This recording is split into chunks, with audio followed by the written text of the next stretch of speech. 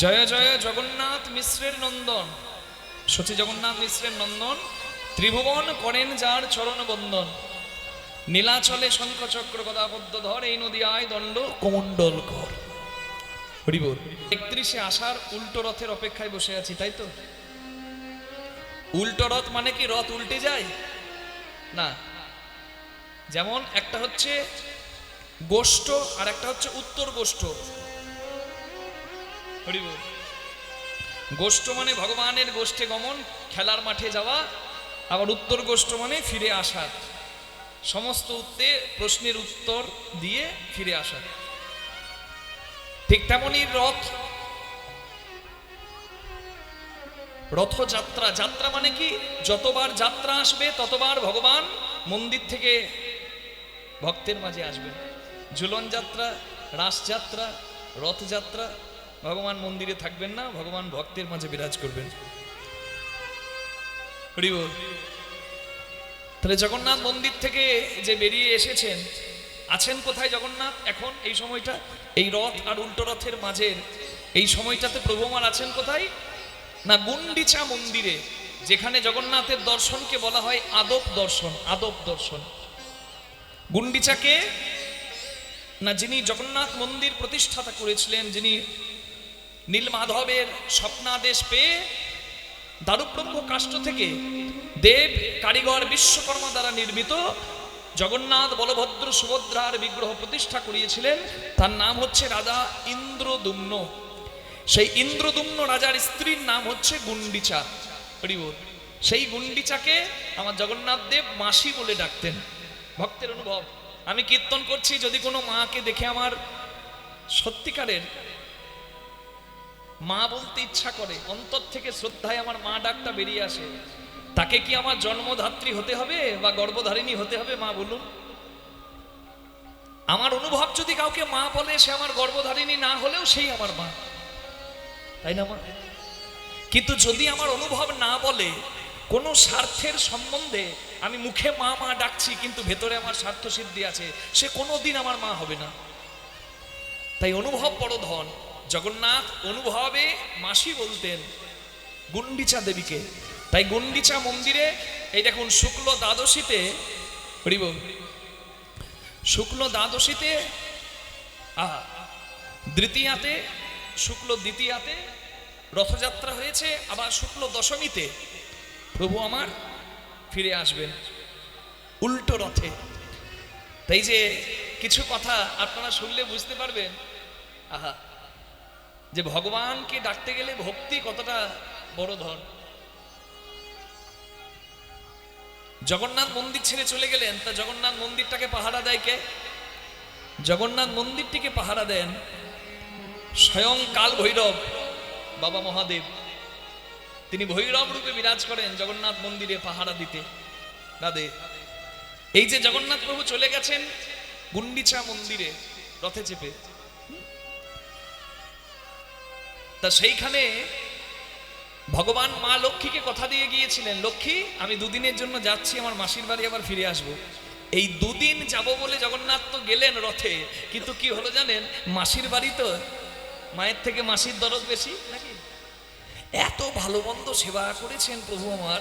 প্রভু সেখানে গিয়ে একদম অলস হয়ে পড়েছেন, মানে এত সেবা করেছেন, প্রভু একবারে অসুস্থ মতো হয়ে গেছে। এবং সেখানে অসুস্থ থাকার পর কবিরাজের দেওয়া পাচন খেয়ে তারপরে দশমীর দিনে প্রভু আমার ফিরে আসেন। এখন কথা হচ্ছে, মা লক্ষ্মীকে দুদিন যাব বলে কতদিন গেল জগন্নাথ? মা লক্ষ্মী ভাবছে এই তো আমাকে কথা দিয়ে গেল, এই তো বুঝি প্রভু আসবেন, এখনো তো আসে না। একদিন গেল, দুদিন গেল, 3 দিন গেল, কিন্তু এলো না। ফ্যানগুলো বন্ধ হয়ে গেছে, একটু চালিয়ে দেবেন। তখন নিজের সেবকগণকে নিয়ে মা লক্ষ্মী এসে দাঁড়ালেন গুন্ডিচা মন্দিরের বাইরে। মা লক্ষ্মী সেবকগণ, জগন্নাথের সেবকগণকে বললেন যে মা স্বয়ং এসেছেন প্রভুর সঙ্গে দেখা করবেন বলে। জগন্নাথের সেবকগণ গিয়ে জগন্নাথকে কথাটা বললেন। জগন্নাথ মাথায় হাত দিয়ে বলছেন, এই সর্বনাশ, আমি যে কথা দিয়ে এসেছি দুদিনের জন্য যাচ্ছি, আমি তো দেরি করে ফেললাম, এ তো রেগে বসে থাকবে। কারণ আপনারা জানেন পুরুষের 10 দশা, কখনো হাতি কখনো মশা, নাকি? কোথায় পুরুষ হাতি হয় আর কোথায় মশা হতে হয় আপনারা ভালোই জানেন। তা মা আমার রেগে এসে দাঁড়িয়েছে দরজায়, মা লক্ষ্মী। হ্যাঁ, পুরীতে হচ্ছে কমলা আর বিমলা। বিমলা মানে মা দুর্গা, যিনি শক্তিরূপে বিরাজ করছেন। পুরীতে শক্তিপীঠ আছে, 51 সতীপীঠের এক সতীপীঠ পুরীধামে বিরাজ করছে। হরি বল। যেখানে কথিত আছে যে মায়ের নাভি বা মায়ের চরণের একটা অঙ্গুলি পড়েছিল। দুটি কথাই বলা হয়, কেউ বলে নাভি আর কেউ বলে চরণের একটি অঙ্গুলি পড়েছিল পুরীধামে। সেখানে শাক্তমতে পূজা হয়, চিরদিনই হয়ে এসেছে। তবে কিছুদিন থেকে এখন বলিটা প্রায় উঠেই গেছে। জগন্নাথের মূল মন্দিরের প্রসাদ বিমলা মন্দিরে যায় এবং মা বিমলার মন্দিরে সেই প্রসাদ নিবেদিত হইলে তবে সেটি মহাপ্রসাদ নামে গণ্য হয়। নিতাই গৌর প্রেমানন্দে হরি হরি বল, হরি হরি হরি বল। তাহলে বিমলা মা আলাদা আর কমলা মা আলাদা। কমলা মানে লক্ষ্মী। লক্ষ্মী এসে দাঁড়িয়েছে গুন্ডিচা মন্দিরে, আর এদিকে প্রভু চিন্তায় পড়ে গেছেন, সর্বনাশ, দুদিন আসবো বলে এসে আমি তো 1 সপ্তাহ কাটিয়ে দিলাম, এবার করি কি? জগন্নাথ ভাবছেন কি করব। এদিকে ভুল করে জগন্নাথের এক সেবক মন্দিরের গুন্ডিচা মন্দিরের দরজাটা বন্ধ করে দেন। যেই না মন্দিরের দরজা বন্ধ করে দিয়েছে, মা লক্ষ্মী একবারে অগ্নি চক্ষু বর্ণা হয়ে গেছে, রক্ত চক্ষু বর্ণা। মনে মনে চিন্তা করলো, আমি দরজায় এসে দাঁড়িয়েছি, কতজন বলে হে মা লক্ষ্মী কৃপা করে আমার ভান্ডার আলো করে আমার ঘরে থাকো, আর আমি এসেছি ঘরের দরজায় আমার মুখের ওপর দরজা লাগিয়ে দিল। আপনারা অবাক হবেন শুনলে যে জগন্নাথের রথ ভাঙে কে? মা লক্ষ্মী। জগন্নাথের রথের নাম কি? নন্দী ঘোষ। আর বলভদ্রের নাম মানে বলরামের রথের নাম তালধ্বজ, আর সুভদ্রা রথের নাম দর্পদলন। হ্যাঁ, 16 চাকার জগন্নাথের রথ, 14 চাকার বলরামের রথ, আর 12 চাকার সুভদ্রার রথ। এই যে 16 চাকার জগন্নাথের রথটা বাইরে দাঁড়িয়ে আছে, যে রথে যাত্রা করে এসেছে গুন্ডিচা মায়ের মন্দিরে জগন্নাথ দেব, সেই রথটিকে দেখে যত রাগ, মা লক্ষ্মীর গেল রথের ওপর, নিজের সেবকদেরকে বলল রথ ভেঙে ফেলো। মা লক্ষ্মী সেবকগণ রথ ভেঙে ফেললেন। এদিকে জগন্নাথের সেবকগণ আর লক্ষ্মীর সেবকগণের মধ্যে দ্বন্দ্ব লেগে গেল। মা লক্ষ্মী দ্বন্দ্ব মিটিয়ে সেখান থেকে বিষণ্ণ বদনে ফিরে গেলেন। এদিকে জগন্নাথ মনে মনে চিন্তা করলেন, সর্বনাশ, এত কাণ্ড ঘটে গেল, আমি লক্ষ্মীর মান ভাঙাবো কি করে? তা জগন্নাথ দেব তো উল্টো রথযাত্রায় ফিরে আসছেন, তবে সিংহদ্বারে এসেও মন্দিরের দরজা খুলছে না। জগন্নাথ মনে মনে চিন্তা করলেন, এ নিশ্চয়ই লক্ষ্মীর কৃপা। তা যিনি অভিমানিনী অভিমান করে বসে আছেন, তার অভিমান আগে ভাঙাতে হবে। তাই জগন্নাথ দেব উল্টো রথে জগন্নাথ মন্দিরে আসার আগে মা লক্ষ্মীকে দর্শন দিয়ে মা লক্ষ্মীর মান ভাঙিয়ে তবে কখনো জগন্নাথ মন্দিরে আসেন, বিরাজ করেন। তাই গৌর প্রেমানন্দে হরি হরি হরি বল, রাধে। অপূর্ব কৃপা। জগন্নাথ মা লক্ষ্মী ভক্ত হয়ে প্রার্থনা করলেন ভগবানকে, হ্যাঁ, যে আমি তোমার অদর্শনে 2 দিন যাব বলে তুমি কতদিন কাটিয়ে দিলে, আমি দেখতে পাইনি তোমাকে। তা আমি দেখতে না পেলে আর মন্দিরে তোমাকে জগন্নাথ রূপে কেউ দেখতে পাবে না। ভক্ত যদি কাই মনে কোনো বাঞ্ছা করে, ভগবানের সাধ্য নাই সেই বাঞ্ছা নাহি পুরে।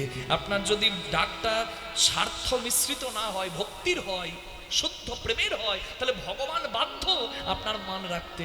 ভক্তি যার ভগবান তার, সর্বশাস্ত্রে কয়। ভক্তি না থাকিলে ভগবান দেখিলেও কি হয়? সে তো মন্দিরের মূর্তি মনে হবে, মাটির পুতুল মনে হবে, কিন্তু মৃন্ময় মূর্তি চিন্ময় হবে যখন ভক্তির ডাক হবে। তাই গৌর হরি বল। ভক্তি যার মধ্যে থাকবে, কিবা হিন্দু কিবা মুসলিম কিবা খ্রিস্টান, সবার জগন্নাথ। আপনারা বলবেন জগন্নাথ মন্দিরে অহিন্দু, সে তো প্রবেশই করতে পারে না। আমি বলছি জগন্নাথ দেব কৃপা সবাইকে করেছেন। আপনারা জগন্নাথে যখন যান, কিছু নিয়ে আসেন বা না আসেন, ওই কাকাতুয়া বা গাঙ্গুরাম থেকে, দোকানের নাম বলছি গো, কাকাতুয়া গাঙ্গুরাম, ওখান থেকে কি নিয়ে আসেন মা? একটু জোরে বলুন, কি নিয়ে আসেন? হ্যাঁ, খাজা, বা বুঝতে পারছেন, কেউ গজা বলে, কেউ বলে খাজা। খাজা নিয়ে আসেন তো, কত রকমের আছে, হ্যাঁ, আছেন না? হ্যাঁ, ঘিয়ের আছে, সাদা তেলের আছে, যেমন নেবেন তেমন দাম। এই কথা হচ্ছে জগন্নাথ দেবের এই যে খাজা জন্ম কি করে, এটা শুনতে গেলেও বুঝতে পারবেন জগন্নাথের কৃপা। একজন মুসলিম তিনি এই গেহু থেকে মানে গম থেকে একটা নতুন মিষ্টি বানালেন, গম থেকে একটা আকার দিলেন এবং সেটাকে বল ঘিয়ে ভেজে মিষ্টির রসে মিশিয়ে একটা মিষ্টান্ন বানালেন। হ্যাঁ, হরিবল, একটা মিষ্টি বানালেন, শক্ত মিষ্টি, এত শক্ত বাবা, হরিবল, খেতে ততই সুস্বাদু। মিষ্টিটা নিয়ে মনে মনে করলেন, আহা জগন্নাথের দেশে আমি থাকি, মালব রাজা ইন্দ্রদুম্ন প্রতিষ্ঠিত জগন্নাথ বিগ্রহ, আমি একবার যাব, আমার এই মিষ্টি প্রথম আমি জগন্নাথ দেবকে নিবেদন করব। এলেন জগন্নাথ মন্দিরে, কিন্তু মন্দিরে প্রবেশ করতে দেওয়া হলো না, কারণ অহিন্দু কেউ প্রবেশ করতে পারবে না হিন্দু ছাড়া জগন্নাথ মন্দিরে, সে যত বড়ই পদের অধিকারী হোক না কেন, হিন্দু না হলে প্রবেশ করতে পারবে না। তা মুসলিম ভক্তটিকে তাড়িয়ে দেওয়া হলো, মন্দির থেকে বলা হলো যে না, তুমি তো হিন্দু নও, তুমি প্রবেশ করতে পারবে না। কাঁদতে কাঁদতে ফিরে এলো ঘরে, প্রভু, হ্যাঁ তুমি তো ভক্তের নাথ, তুমি কি শুধু হিন্দুদেরই নাথ? আমি হিন্দু হয়ে জন্ম পাইনি, তবে আমার স্বাদ জেগেছে তোমার সেবার জন্য কিছু করব। আমি এই মিষ্টান্ন বানিয়েছি, তোমার সেবায় দেব বলে নিয়ে গিয়েছি, কিন্তু আমি এক অভাগা, আমাকে ফিরিয়ে দিয়েছে। বসে বসে কাঁদছে। মাঝ রাত্রিতে জগন্নাথ বলরামকে সঙ্গে করে বেরিয়ে গেছেন, ব্রাহ্মণ ভিখারি রূপ ধরে, দুটি ছোট্ট ছোট্ট বালক এসে দাঁড়িয়ে বলছে, হ্যাঁ বাবা, খিদে পেয়েছে, কিছু খাবার হবে? বলে, আমার জগন্নাথের নামে রাখা ছিল বাইরে খাজা। খাজা খাজা মানে খেয়ে যা, বাইরে আছে খেয়ে নে খাজা, কুছ মিলেগা খানে কো? বলে উধার হ্যাঁ খাজা। খাজা খাজা খাজা, এই খাজা খাজা থেকে নামটা কি হলো? খাজা। আর নামটা দেওয়া কার জানেন? একটা মুসলিমের। খাজা বাহার হ্যাঁ প্রভুকে লিয়ে খাজা। জগন্নাথ বলরামের এত ভালো লাগলো, রাত্রি বন্ধ, দরজা বন্ধ হলেই রাত্রেবেলায় চলে আসতো ওই ভক্তের ঘরে খাবার জন্য। একদিন মন্দিরে পুরোহিত স্বপ্নাদেশ পেলেন, আর জগন্নাথের মুখে ওই খাজার দাগ দেখতে পেলেন অধরে। তো স্বপ্নাদেশ পেয়ে সঙ্গে সঙ্গে সেই মুসলিম ভক্তের কাছে মন্দিরের মূল পান্ডা এসে বলেন, আপনি সত্যি ভক্ত, আর জগন্নাথ দেব ভক্তের ভক্তিতে থাকতে পারেন না, তাই আপনার কাছে এসে সেবা করেছেন। আপনি এই মিষ্টান্নটি যেমন ভাবে বানিয়েছেন, হ্যাঁ আপনি এই নিন জগন্নাথের প্রসাদ, এই মিষ্টান্নতে মিশিয়ে আপনি গ্রহণ করুন, আর আপনি যে মিষ্টি বানিয়েছেন আমাদেরকে একটু শিখিয়ে দিন। সেই বাবা শিখিয়ে দিলেন, আর তারপর জগন্নাথ মন্দিরের সেবায় সেই মিষ্টান্ন লাগতে রাখলো, যেটি আপনারা জগন্নাথের প্রসাদ রূপে বাড়িতে নিয়ে আসেন। খাজা মূল প্রসাদ, অন্য প্রসাদ আছে, তারপরেও খাজা কিন্তু ব্যাগ ভর্তি করে জগন্নাথে যে যায় সে নিয়ে আসেনি। তাই গৌর প্রেমানন্দে হরি বল হরি বল হরি বল। আপনি আচরি ধর্ম জীবের শেখায়, আপনি না করিলে ধর্ম শেখানো না যায়। স্বয়ং ভগবান কৃষ্ণ, যিনি জগন্নাথ কলির নাথ, তিনি চৈতন্য মহাপ্রভু রূপে, সচল জগন্নাথ রূপে হরি বল সন্ন্যাস মন্ত্রে দীক্ষা নিলেন। গৌরাঙ্গ হারিয়ে ভক্তরা কাঁদল নবদ্বীপে, আর চৈতন্য মহাপ্রভু নিজে পুরী ধামে গম্ভীরায় একটা ছোট্ট ঘরের মধ্যে, কি শীত কি গ্রীষ্ম কি বর্ষা, মাটিতে শুয়ে নিজেকে কৃষ্ণ, নিজেকে রাধারানী ভেবে, রাধারানী যেমন কৃষ্ণ হারিয়ে কেঁদেছিল, ঠিক তেমনি চৈতন্য মহাপ্রভু নিজেকে সেই রাধারানীর মতো করে, রাধাভাবে বিভাবিত করে তিনি কৃষ্ণ কৃষ্ণ কৃষ্ণ কৃষ্ণ বলে কেঁদেছিলেন। হরি বল। আজকে প্রভু নিজে কৃষ্ণ, কৃষ্ণ হয়েও কৃষ্ণ বলে কাঁদলেন। কেন? না কেঁদে জগৎকে কাঁদানো যায় না, নিজে আচরণ না করে জগৎকে শেখানো যায় না। চৈতন্য মহাপ্রভু বললেন, আমি যদি এই কলিকালের ভগবান হয়ে নিজে নামে চোখের জল ফেলতে পারি, তোমরাও দিনান্তে যেন হা কৃষ্ণ গোবিন্দ বলে একবার চোখের জল ফেলো। কৃষ্ণ শূন্য সংসার, সেই পরম পিতা শূন্য সংসারে নিজেকে মালিক ভাবলেই তোমার জ্বালা যন্ত্রণা বাড়বে। বৈরাগ্যে এবং ত্যাগেও যে আনন্দ পাওয়া যায়, কাঁদলেও যে সুখ হয়, চৈতন্য মহাপ্রভু জানিয়েছেন হরিনামে কেঁদে। আজকে আমরা শুনবো, হ্যাঁ, যেমন অশ্বমেধ গোমেধ নরমেধ যজ্ঞের কলিকালে দরকার নাই। হরিনাম যজ্ঞ এমন যজ্ঞ, যজ্ঞ মানে আমরা জানি আগুন জলে ঘি পড়ে কাঠ পড়ে আর যজ্ঞ হয়, দরকার নেই।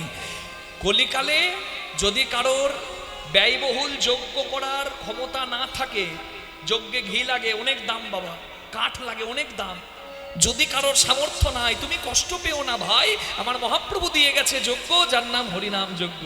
তোমার থাক তোমার না থাক, ভক্তের দরজায় তুমি ভিক্ষা করো আর হরিনামের একটু আয়োজন করে দাও। যার সামর্থ্য আছে সে বড় বড় প্যান্ডেল করে, বড় বড় লাইক করে, মাইক করে বড় বড় কীর্তনের আয়োজন করবে। যার সামর্থ্য কম সে বাড়িতে হরিনাম হরে কৃষ্ণ মহামন্ত্রের আয়োজন করবে, কিন্তু যজ্ঞ হবে। আর এই যজ্ঞে আগুন জ্বলবে না, কাঠ পুড়বে না, ঘি পুড়বে না, দরকারই নেই। এই যজ্ঞে আগুন জ্বলবে না, যত আগুন আছে জ্বালার আগুন সব নিভে যাবে। হা কৃষ্ণ গোবিন্দ বলে যদি কেউ কাঁদতে পারে, তাহলে তার চোখের জল সব জ্বালা জুড়িয়ে দেবে। তাই চৈতন্য মহাপ্রভু বললেন, হরিনাম যজ্ঞে সবাই অংশ নাও, হরিনাম যজ্ঞে সবাই মেতে ওঠো।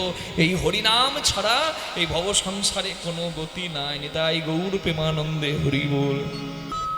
এই হরিনাম যজ্ঞ কলিকালে শ্রেষ্ঠ যজ্ঞ হবে, এই কথাটি কার? এই কথাটি হচ্ছেন কৃষ্ণ ভগবানের। কোন দিন?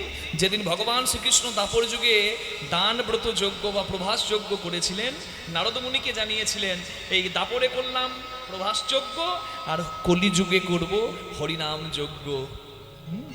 তাহলে আজকে এই যজ্ঞে বসে আমরা যজ্ঞের কথা শুনবো। ভগবান কৃষ্ণের প্রভাস যজ্ঞে ভক্ত ভগবানের পূর্ণ মহামিলন শুনবো। ভগবানের শ্রেষ্ঠ ভক্তকে, ভগবানের শ্রেষ্ঠ মাকে পূর্ণিমা অমাবস্যা হয় কেন, ভগবান কেন যজ্ঞ করেছেন, এবং আজকে এই কীর্তন থেকে আমরা কি বাড়ি নিয়ে যাব। খালি আঁচলে কেউ যাবে না মা, আজকে যে বসে থাকবে কষ্ট করে সবার আঁচল ভর্তি হবে আর সবাই কিছু নিয়েই বাড়ি যাবে। নিতাই গৌর প্রেমানন্দে হরি হরি হরি বল। ভগবান শ্রীকৃষ্ণের যজ্ঞ দান ব্রত প্রভাস যজ্ঞ, হরি বল। ভগবান শ্রীকৃষ্ণ ব্রজলীলা পূর্ণ করে, মানে বৃন্দাবন থেকে মথুরায় গিয়েছিলেন, চানুর মুষ্টি কংস মথুরায় উদ্ধার করে ভগবান পরবর্তীকালে জরাসন্ধ উদ্ধার করে, হ্যাঁ, জরাসন্ধকে ভ্রমিত করে, কংসের শ্বশুরের নাম জরাসন্ধ, কৃষ্ণ কংসকে মেরেছে, মানে জরাসন্ধের জামাই কংসকে কৃষ্ণ মেরেছে। জামাই হত্যার প্রতিশোধ নিতে 17 বার কংস শ্বশুর মশাই জরাসন্ধ মথুরা আক্রমণ করে, কিন্তু শেষবারের মতো যখন মথুরা আক্রমণ করতে আসে জরাসন্ধ, কৃষ্ণ ভগবান যুদ্ধ না করে পর্বতের ওপরে উঠে যায়। দেখতে দেখতে পর্বতটা আগুন লেগে যায়, জরাসন্ধ ভাবে আগুনে পুড়ে বুঝি কৃষ্ণ মরে গেল, কিন্তু যে আগুন গিলে খায় সে কি আর আগুনে মরে? জরাসন্ধ ভাবছে কৃষ্ণ মরে গেছে আগুনে পুড়ে, তাই কৃষ্ণ মরে গেছে, কৃষ্ণ আমার জামাইকে মেরেছে, তাই যত শত্রুতা, কৃষ্ণ মরে গেছে আর আমার কারোর সঙ্গে শত্রুতা নাই। জরাসন্ধ মথুরা থেকে নিল বিদায়, কিন্তু তাতেও ভগবানের সমস্যা মিটল না। জরাসন্ধ গেল, যে 17 বার মথুরা আক্রমণ করেছিল, কৃষ্ণের সঙ্গে যুদ্ধ করেছিল, সে ভাবছে কৃষ্ণ মরে গেছে আর যুদ্ধ করে লাভ কি, ফিরে যায়। সে মথুরাকে রেহাই দিল, কিন্তু রেহাই দিল না আরেকজন কৃষ্ণের শত্রু, যার নাম কালযবন। কালযবন একজন কালা পাহাড়, যে হিন্দু হয়েও মুসলিম রাজার কন্যাকে বিবাহ করেছিলেন এবং মুসলিম ধর্ম গ্রহণ করেছিলেন, এবং জগন্নাথ মন্দিরে রথ বন্ধ ছিল 7 বছর, কারণ জগন্নাথ মন্দিরে রথ ভেঙে ফেলেছিলেন, সমস্ত হিন্দুদের মন্দিরগুলোকে নষ্ট করে দিচ্ছিলেন। হিন্দুর ছেলে কিন্তু মুসলিম ধর্ম গ্রহণ করে, তার নাম কালা পাহাড়, হরি বল। সে আরেকজন আছে, তার নাম হচ্ছে কালযবন। কালা পাহাড় হচ্ছে কলিকালে, আর কালযবন সে হচ্ছে দাপর যুগে। কালযবনেরই দ্বিতীয় অবতার হচ্ছে কালা পাহাড়, যিনি জগন্নাথ মন্দির আক্রমণ করেছিলেন। 7 বছর রথ বন্ধ ছিল বাবা, হরি বল। সম্ভবত 1885 সাল, হরি বল। আহা, 1585 সাল হবে, মুঘল আমল, 1585, হ্যাঁ ঠিক, 1585 সাল এইরকম কোনো সময় হবে, মুঘল আমলে তিনি করেছিলেন। তাকে বলা হয় কলিকালের কালযবন, মানে কালযবন কৃষ্ণের শত্রু আর জগন্নাথের শত্রু হচ্ছে কালা পাহাড়। তা কালযবন শুনেছে কৃষ্ণ নামে একজন বীর আছে মথুরায়, তার সঙ্গে যুদ্ধ করলে জগতে আমার নাম হবে, তাই কৃষ্ণের কাছে এসেছে যুদ্ধ করবে বলে। ভগবান ভাবছে এক সমস্যা মিটলো না মিটলো, আরেকজন এসে দাঁড়িয়ে গেল। ভগবান তার সঙ্গে কালযবনের সঙ্গে যুদ্ধ না করে গুহার ভেতর গিয়ে লুকিয়ে পড়লেন, গুহার ধ্যান করছিলেন। গুহাতে মুচুকুন্দ আশীর্বাদ পেয়েছিল ভগবানের কাছে, সে শয়ন করে ধ্যানস্থ হয়ে ভগবানের স্মরণ করবে, কিন্তু তার ঘুম যদি কেউ ভাঙাতে আসে তাহলে সে যার দিকে তাকাবে সে পুড়ে ছাই হবে। কালযবন এসেছে কৃষ্ণের পিছু পিছু কৃষ্ণকে ধরবে বলে, কৃষ্ণ ভগবান গুহার ভেতর লুকিয়ে পড়েছে। আর কৃষ্ণ মনে করে ঘুমন্ত মুচুকুন্দকে কালযবন চরণ দিয়ে আঘাত করেছে, এই ওঠ। যে ঘুমাচ্ছিল সে হচ্ছে মুচুকুন্দ। ঘুম ভেঙে গেছে, যেই না কালযবনের দিকে মুচুকুন্দ তাকিয়েছে, কালযবন পুড়ে ছাই হয়ে গেছে। যুদ্ধ না করেও যে শত্রুকে জয় করা যায় বুঝিয়ে দিলেন ভগবান। ভগবান হচ্ছে রাজনীতির মানুষ, রাজনীতির লোক। রাজনীতি কথাটা খারাপ নয়, নীতিকে রাজা করে যে সে হচ্ছে প্রকৃত রাজনীতিবিদ। আর এখনকার দিনে নীতিভ্রষ্ট, তাই রাজনীতি নষ্ট। এখনকার দিনে রাজনীতিকে আর কেউ সম্মান করে না বাবা। স্বার্থসিদ্ধি যাদের আছে তারা নাম করবে, কিন্তু সাধারণ মানুষ যার কোনো কিছু নেওয়া নাই রাজনীতি থেকে, সে কিন্তু শ্রদ্ধা করে না। কেন করে না? কারণ ভারতবর্ষের রাজনীতি দুস্থ রাজনীতি। কারণ এখানে সব সিংহাসনের লোভ, এখানে নীতিকে কেউ রাজা করে না, এখানে সবাই রাজার নীতি করে। মানে আমি সিংহাসন পেলেই হলো, বাকি জগৎ গেল গেল, ভারত গেল গেল, বাংলা গেল গেল, এই তো অবস্থা। হরি বল। কিন্তু ভগবান করেছেন কুরুক্ষেত্রে যুদ্ধে রাজনীতি। কেন? ধর্মের মান রেখেছে, অধর্ম যত বড় হোক না কেন অধর্মের বিনাশ হয়েছে, এটা হচ্ছে রাজনীতি। নিতাই গৌর প্রেমানন্দে হরি হরি বল। তাই ভগবান কালযবনকে উদ্ধার করে চিন্তা করলেন যে মনে মনে যে আমি যদি মথুরায় থাকি মথুরার সর্বনাশ হবে, কারণ আমার সঙ্গে সবার শত্রুতা। তাই প্রজাদের মঙ্গলের জন্য ভগবান গেলেন সমুদ্রের কাছে, প্রবসন পর্বত থেকে সমুদ্রের কাছে ভিক্ষা চাইলেন এক খণ্ড ভূমি। সমুদ্র দিল এক খণ্ড ভূমি, সেই ভূমিতে নির্মাণ করলেন ভগবান বিশ্বকর্মা নির্মিত ঐশ্বর্যের পুরী, যার নাম দ্বারকাপুরী। তাহলে কৃষ্ণ কোথাকার রাজা? মথুরার নয়, বৃন্দাবনের নয়, কৃষ্ণ ভগবান হলেন দ্বারকাধীশ বা দ্বারকার রাজা। নিতাই গৌর প্রেমানন্দে হরি হরি বল। ভগবান দ্বারকাধীশ হয়ে বসে আছেন, কিন্তু কৃষ্ণ ভগবান বসে আছেন দ্বারকার সিংহাসনে, চারিদিকে সোনা দানা ঐশ্বর্য মণি মাণিক্য সরৈশ্বর্যের ভগবান, যার কোনো অভাব নাই তিনি ভগবান। হ্যাঁ, তবুও ভগবান কাঁদছেন। কেন জানেন? ভক্ত যদি ভগবানকে স্মরণ করে কাঁদে, ভগবানও ভক্তকে স্মরণ করে কাঁদে। এমনি এমনি হয় না বাবা, কারোর ঋণ বাকি রাখেন না আমার ঠাকুরজি, আমার ভগবান। ভগবান কাঁদছেন দ্বারকায় বসে। কেন? কারণ আজও 100 বছরের বেশি হয়ে গেছে কৃষ্ণ বৃন্দাবন ছেড়ে গেছে, কিন্তু কৃষ্ণের জন্য বৃন্দাবনে ব্রজবাসীরা কাঁদছে। হ্যাঁ, হরি বল। আচ্ছা বলুন তো, রাধারানী কৃষ্ণের চরণ আগে আঁকবে না বদন আগে আঁকবে? আপনি যদি ভগবান কৃষ্ণের একটা ছবি আঁকতে চেষ্টা করেন, কি আঁকার আগে চেষ্টা করবেন? মুখটা আগে আঁকবেন না পাটা আগে আঁকবেন, চরণ আঁকবেন? কি মা? যদিও ভগবানের বদন সুন্দর, কিন্তু ভক্ত পুষ্পাঞ্জলি দেয় ভগবানের চরণে, তাই ভক্তের কাছে ভগবানের চরণটা সব থেকে প্রিয়। কারণ ভক্ত চেনা যায় নয়নে। ভক্ত যদি হয় তার চোখের দিকে তাকালে বুঝতে পারবেন ভাব, তার গদগদ ভাব হবে। অহংকারে রক্তবর্ণ চক্ষু হবে না, গদগদ ভাব হবে। চোখ দেখলেই মনে হবে আহারে কত প্রেমের মধ্যে। আর ভগবান চেনা যায় কোথায়? চরণে। হরি বল। চরণে ভগবানের চরণ চিহ্ন আছে। হরি বল। তা রাধারানী আজকে গোবিন্দের চরণ আঁকতে যাচ্ছেন, কিন্তু চরণ আঁকতে গিয়েও চরণ আঁকতে পারলেন না। কেন জানেন? জীবনে যদি একবারও কারোর জন্য কেউ ভালোবাসা অনুভব করেছেন, তাহলে এই কথাটা আপনারা বুঝতে পারবেন যে আজকে রাধারানীর কত কষ্ট। হরি বল। ভালোবাসা যদি শুদ্ধ হয়, ভালোবাসার মানুষকে ছেড়ে থাকার তুল্য কষ্ট আর কিছু দ্বিতীয় নাই। রাধারানী চরণ আঁকতে গিয়েও গোবিন্দের চরণ আঁকতে পারলো না, কেন না? চরণ ছিল বলেই কিন্তু কৃষ্ণ রাধারানীকে ছেড়ে চলে গেছে। কৃষ্ণের যদি চরণ না থাকতো, রাধাকে ছেড়ে কি আর কৃষ্ণ যেতে পারত? তাই চরণই কাল, তাই চরণ অভিমানে আঁকেনি। তাই কোথা থেকে আঁকছে? চরণ বাদ দিয়ে এই কোমর থেকে আঁকছে। কোমর, তারপর নাভি, তারপর বক্ষ, তারপর হাত, এক এক করে আঁকছে। আর কাঁদতে কাঁদতে ওই ছবি আঁকতে আঁকতেই গোবিন্দের সঙ্গে কথা বলছে। কত প্রেম দেখো। আঁকিয়া সে পটি ধনী পরাইল ধটি,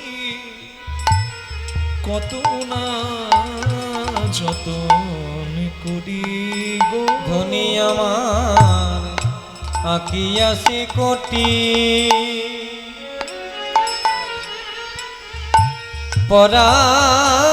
পরাইল ধটি,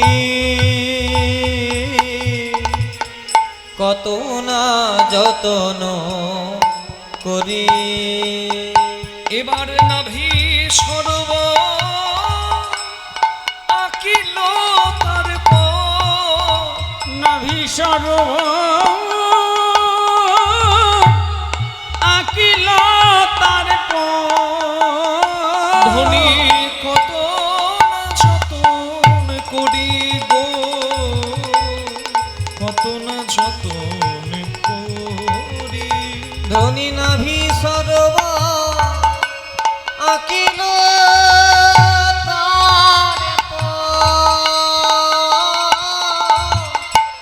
কত না যতন করি গো, কত না যতন করি। তাহলে গোবিন্দের কোমর আঁকলো, তারপরে গোবিন্দের নাভি। আজকে দেখতে পাচ্ছেন জগন্নাথের রূপ, চেহারাটা দেখুন, চোখ দুটো বড় বড়, অসম্পূর্ণ মূর্তি, হাত পা পরিষ্কার, ফোটে নাই। তার আগে কিন্তু 21 দিনে দরজা খোলার কথা। ইন্দ্রদুম্ন রাজার স্ত্রী মা গুন্ডিচা দেখে একজন বৃদ্ধ মিস্ত্রি কারিগর, সে মূর্তি বানাচ্ছে দরজা বন্ধ করে, যদি ক্ষুধার জ্বালাই মারা গেছে ভেতরে। দরজা খুলে দিল অসময়ে, এক পক্ষকাল হবার 2-3 দিন আগে দরজা খুলে দিল, আর দেখে অসম্পূর্ণ জগন্নাথ দাঁড়িয়ে আছে। এই যে দেখুন তাকিয়ে, জগন্নাথের চোখগুলো বড় বড়, চোখে পলক নাই, একটা বিভীষিকা রূপ। আচ্ছা, মনে প্রশ্ন হয় না জগন্নাথের এই রূপটা কেন? এই রূপটা কেন জানেন? এই রূপটা হচ্ছে যন্ত্রণার রূপ, বিরহ। আমরা তো পুরীতে জগন্নাথের কাছে গিয়ে একবার পুরীর সমুদ্রে স্নান করি, আর জগন্নাথ মন্দিরে গিয়ে জয় জগন্নাথ জয় জগন্নাথ, ধাই কিরিকিরি জগন্নাথ পুরী। এর বাইরে বাঙালি আর অন্য কিছু ভাবতে পারছে না এখন। কিন্তু ভুলে যাই আমরা যে গম্ভীরার মতো একটা ছোট্ট ঘরে চৈতন্য মহাপ্রভু শীতের দিনে চাদর ছাড়া, মাটিতে শতরঞ্জি ছাড়া শুয়ে ঠান্ডাতে কাঁদতো, আর কৃষ্ণ কৃষ্ণ বলে কাঁদতো। কেন? পুরী ধামটাই হচ্ছে বিরহের জায়গা। আপনারা পুরীতে যান, কে গেছেন 18 নালা? হাত তুলুন তো, 18 নালা কে গেছেন? পুরীতে 18 নালা। হ্যাঁ, ভুবনেশ্বর থেকে পুরী যাবার রাস্তাতেই, রাস্তার ওপরেই পড়ে 18 নালা। 18 নালা কে কে গিয়েছেন? পুরী কে কে গেছেন? একবার হাত তুলুন তো, যারা যারা পুরী গেছেন। এতজন পুরী গেছেন আর 18 নালা দর্শন করেননি? আমি অবাক লাগে। এই বাঙালি সেই বাঙালি। What Bengal thinks today, India will thinks tomorrow. Bangla আজকে যা ভাবে, ভারত কালকে ভাববে। এত এগিয়ে ছিল, আজকে পিছিয়ে পড়ছে কেন? আমাদের আধ্যাত্মিকতা চৈতন্য নাই। শিক্ষার কথা তো না বলাই ভালো। 25,000 ঢুকছে, 25,000 চাকরি একবারে বের হয়ে যাচ্ছে। হরি বল, ও কথা না বলাই ভালো।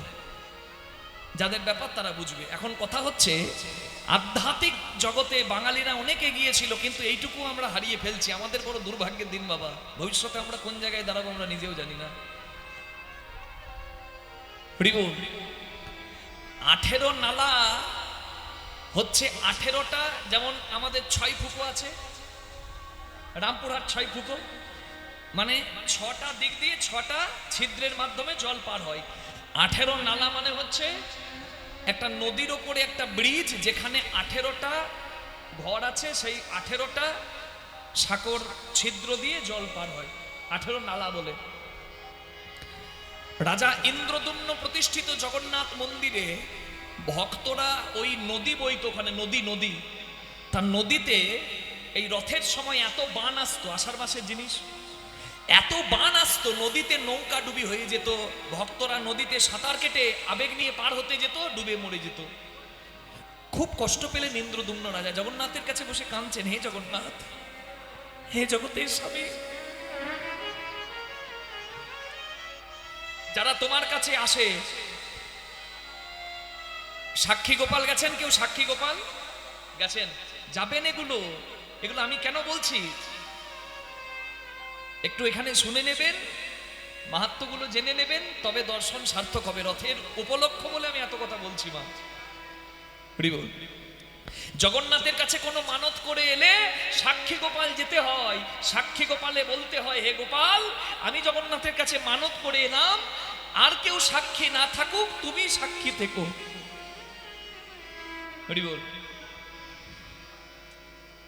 তা জগন্নাথের কাছে ভক্তরা যাচ্ছে, আর ভক্তরা ডুবে মরছে, ইন্দ্রদুম্ন রাজা কাঁদছে, বড় ধার্মিক রাজা, বড় ভক্ত প্রাণ, পরম হরি ভক্ত কাঁদছে জগন্নাথের মন্দিরে, ঠাকুর তোমার শত শত হাজার হাজার ভক্ত নদীর জলে ডুবে মরে তোমার দর্শন করতে এসে, তুমি কি এত নিঠুর? সত্যি তোমার হাত নাই, দেবার মতো কৃপার হাত নাই? জগন্নাথ বললেন, আমি নিশ্চয়ই তাদের কৃপা করব, আমি নিশ্চয়ই তাদের কৃপা করব। হরি বল। তুমি সেখানে ব্রিজ বানিয়ে দাও, ব্রিজে ভক্তরা পার হবে। অনেক পুরানো একটা ব্রিজ আছে বাবা, ওই ব্রিজটা আজকের নয়, বহু পুরানো। ব্রিজটা বানানো হলো, কিন্তু ব্রিজ যতবার বানানো হচ্ছে ব্রিজ ভেঙে যাচ্ছে। আবার কাঁদছে, তুমি উপায় বললে, কিন্তু এহেন উপায় কেন বললে যে উপায় চিরস্থায়ী নয়? তখন বললেন জগন্নাথ দেব, এই প্রসঙ্গে তুমি আমাকে বারবার জিজ্ঞাসা করো না, হে রাজন, হে ইন্দ্রদুম্ন, আমি তোমাকে বলছি, তুমি যদি সবার জন্য কাঁদো, তোমার নিজের মানুষ তুমি হারাবে। জগন্নাথ, কি বলতে চাইছো তুমি? হে প্রভু, কি বলো? তোমার 18টা সন্তানের বলি দিতে পারবে?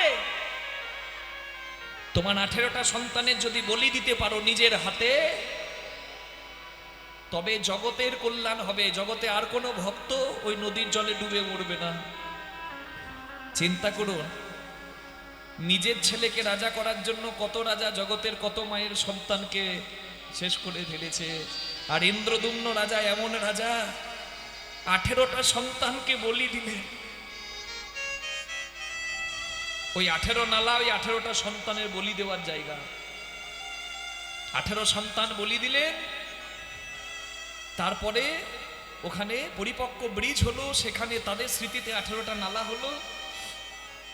এখনো পর্যন্ত জগন্নাথের মহাপ্রসাদ আয়োজন করার পর যদি কোনো অহিন্দু, অন্য ধর্মের মানুষ জগন্নাথ মন্দিরে প্রবেশ করে ফেলে, তাহলে সেই দিনকার যত মহাপ্রসাদ ওই 18 নালার ব্রিজে নিয়ে গিয়ে ওই জলে, ওই নালার জলে ফেলে দিতে হয়। নিতাই গৌর প্রেমানন্দে হরে হরি বল।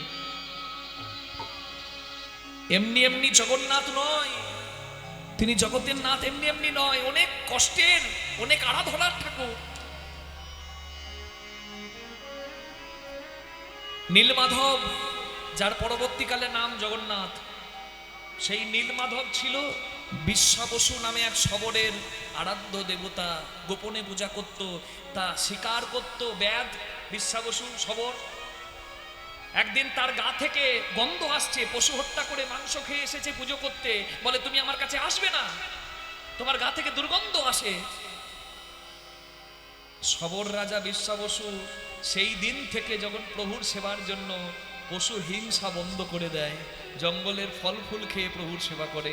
এমনি এমনি ঠাকুর পাওয়া যায় না, এমনি এমনি কৃপা পাওয়া যায় না। আমি মুরগির ঠ্যাং চেপানো ছাড়তে পারলাম না, আর আমি বলবো প্রভু তুমি তো কৃপাময়, নাকি? অন্যের প্রতি প্রেম নাই, আমি প্রেম পাবো কি করে? আশা করি কি করে? কোন মুখ নিয়ে আশা করি? হরি বল। মানুষের বিবেক আছে, বৈরাগ্য আছে, জ্ঞান আছে, নিজে নিজে বিচার করে গ্রহণ করবেন। রাধে। ওই 18 নালাতে 18 নালা স্মৃতি হলো, কিন্তু জগন্নাথের কৃপা বর্ষিত হলো। 18টা মৃত পুত্র আবার জগন্নাথ ফিরিয়ে দিলেন রাজাকে। নিতাই গৌর প্রেমানন্দে হরি হরি হরি বল। রাধে। তাহলে পুরী ধাম হচ্ছে বিরহের স্থান, অনেক যন্ত্রণার জায়গা বাবা। আর আমরা শুধু ধেই ধেই করে নাচতে নাচতে পুরী যাই, খাজা খাই সমুদ্রে।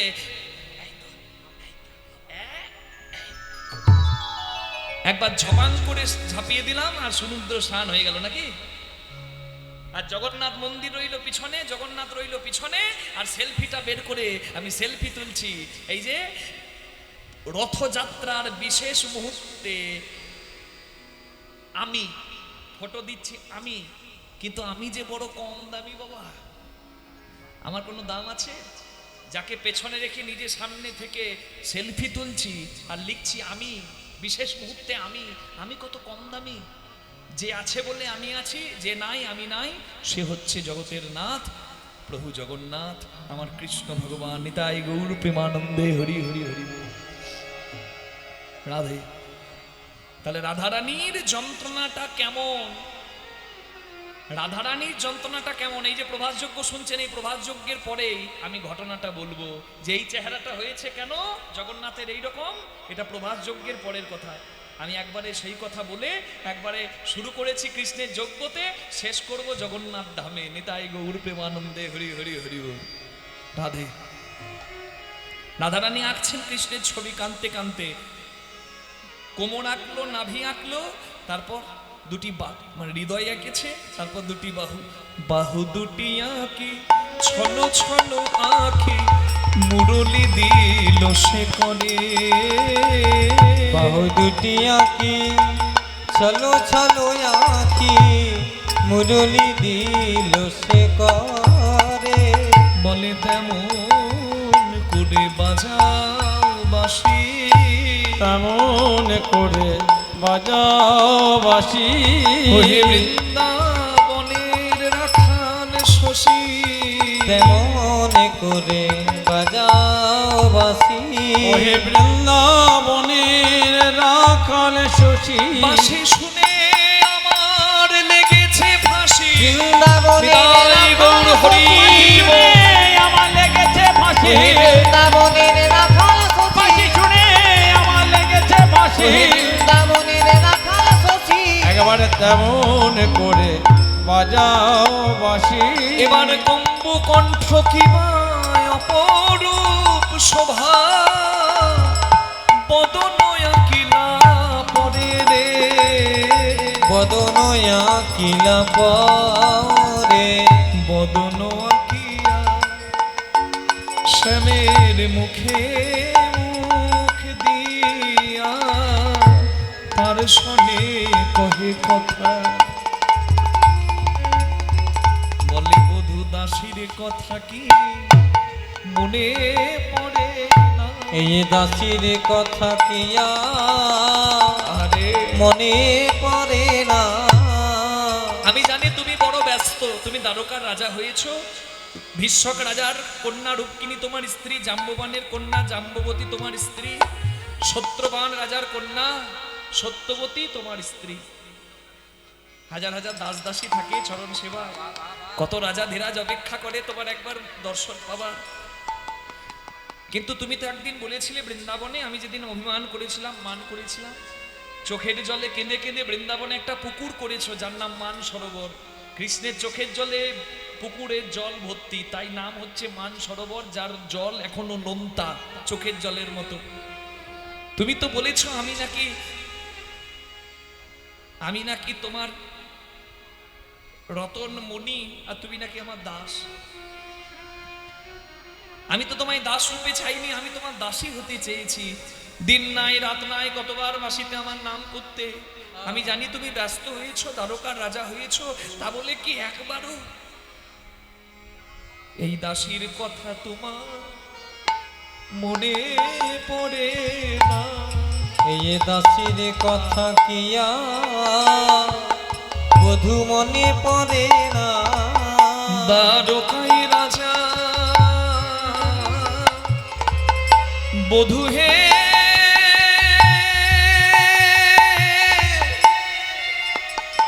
তুমি হয়েছ বলে এই দাসীর কথা কি আর মনে পড়ে না দাসী যদুনাথি কই ওগো প্রাণময় বধূ আসিয়া দেখো হে হেথা আসিয়া দেখো হে থা তুমি একবার এসে দেখে যাও হে তুমি একবার এসে দেখে যাও হে এই রাধা রানীর কি যে দশা আমার বলতে পরাণ ফেটে যায় হে এই রাধারানীর হরি হরি বল। বলতে কোরআন ফেটে যায় হে রাধারানীর কি যে দশা বলতে কোরআন ফেটে যায় হে রাধারানীর কি যে দশা একবার এসে দেখে যাও হে হাসিয়া দেখো হে। হে থা তাহলে রাধারানী কাঁদছে বৃন্দাবনে কৃষ্ণ হারিয়ে 100 বছরের বেশি, আর কৃষ্ণ ভক্ত কাঁদছে বলে বৃন্দাবনে রাধার কথা ভেবে কাঁদছে দ্বারকায় বসে। কৃষ্ণ দ্বারকায় কাঁদছে, রাধারানী বৃন্দাবনে কাঁদছে। তবে কাঁদছে আরো একজন, যার নামে আজকের এই কীর্তনের লীলা, প্রভাসযোগ্য নাম। আর একজন কাঁদছে, তার নাম হচ্ছে প্রভাস নদী। কি নাম বললাম? প্রভাস নদী। বিপদে না পড়লে কেউ ভগবানকে ডাকে গো? কি মা বলুন না, ডাকে? ডাকে না? দুঃখ মে সব হরি ভজে, সুখ মে না ভজে কই, সুখ মে जो হরি ভজে তো দুঃখ কাহা সে হয়। আমরা তো স্বার্থে নিয়ে ডাকি নাকি? যখন বিপদ আসে তখন বলি প্রভু বাঁচাও, তুমি ছাড়া কেউ নাই, আর সুখে তাকে ভুলে যাই না। সবসময় তার সঙ্গ প্রার্থনা করুন, হরি বল, আপনার পথ ভুল হবে না। তা ভগবান কাঁদছে রাধার জন্য, রাধা কাঁদছে কৃষ্ণের জন্য, আর ভগবানের কৃপা পাওয়ার জন্য আরো একজন কাঁদছেন, যার নাম প্রভাস নদী। হ্যাঁ, কাঁদছে আর ভগবানকে ডাকছে, কৃষ্ণ মুরারি হে গিরিধারী সুন্দর ব্রজের রাখা হে কৃষ্ণ মুরারি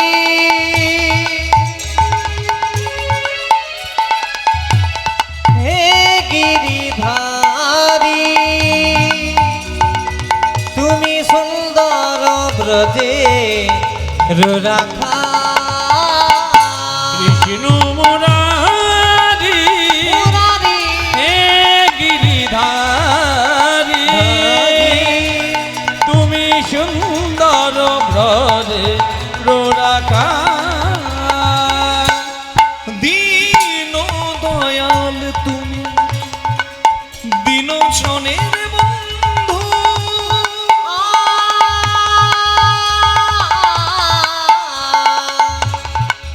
দীন দয়াল তুমি দীন জনের বন্ধু ইহকাল প্রেম দাতা পরকাল বন্ধু ইহকালের প্রেম দাতা পরকালে বন্ধু হে কৃষ্ণ মুরারি বলুন কৃষ্ণ ভগবান কি ধারী সুন্দর ব্রজের রাখা হে কৃষ্ণ মুরারি হে গিরিধারী সুন্দর ব্রজের রাখা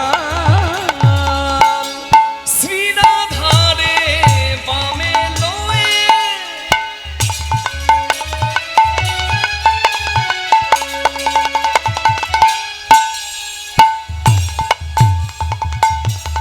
হৃদি ব্রজধামে শিরাধারে বামে লয়ে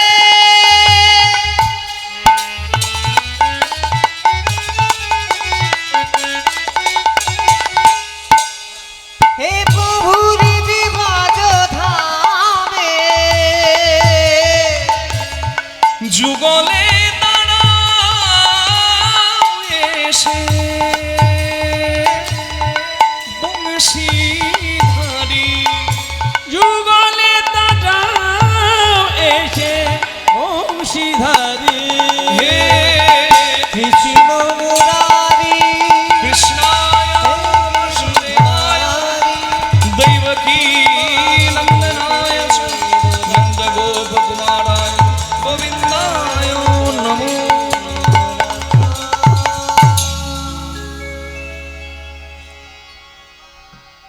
প্রভাস নদী ভগবান কৃষ্ণকে ডাকছে। কেন ডাকছে? কারণ প্রভাস নদীর জল মুনির অভিশাপে অভিশপ্ত হয়ে আছে, মানে জলে আগুন লেগে আছে। আপনারা বলেন বাবা জলে কোনোদিন আগুন লাগে না, অভিশাপের আগুন জলেও লাগে মা। তাই বলি জ্ঞানে হোক অজ্ঞানে হোক কারো দীর্ঘ শ্বাস নেবেন না, কখনো এক থালা ভাত কাউকে দিতে না পারেন ভাতের থালাটা কেড়ে নেবেন না, কারণ অভিশাপের আগুন চোখে দেখতে পাবেন না, কিন্তু জ্বলন সারা জীবন ভোগ করতে হবে। খুব সাবধান, ভাবিয়া করিও কাজ, করিয়া ভাবিও না। রাধে। সুতপা নামে এক মুনি প্রভাস নদীর তীরে থাকতেন। ঘটনাটা কেন হয়েছে দেখুন। প্রভাসের আজকে ভগবানকে ডাকার আজকে এই প্রার্থনা কেন? কেন অভিশাপ পেয়েছে প্রভাস নদী। সুতপা মুনি বাস করতেন প্রভাস নদীর তীরে। মুনি, মুনির স্ত্রী আর একটি মাত্র সন্তান যার নাম চিত্রাঙ্গদ।